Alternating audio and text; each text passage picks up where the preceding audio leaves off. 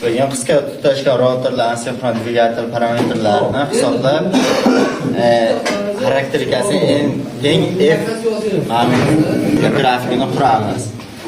Bizga birinchi o'rin voltmetr kerak bo'ladi, ampermetr kerak bo'ladi, asinxron dvigatel kerak bo'ladi.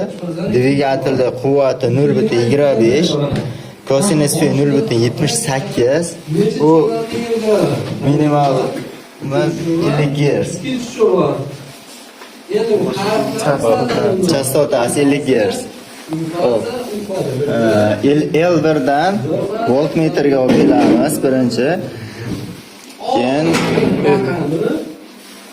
L2dan yana voltmetrga keladi. Xo'p, L1dan kelyapti mana. L1imizdan ampermetrga, L2dan V1ga kiradi. V1ga kiradi. Dan Amiga 1ga kiradi. Hop, bu yerda uchburchak ulanadi.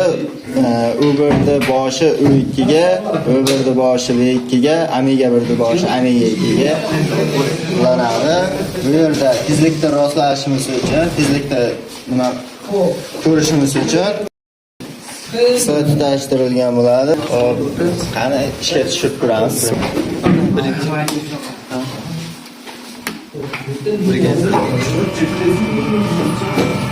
Hop, qisqa tutashgan dvigatel ishga tushyapti.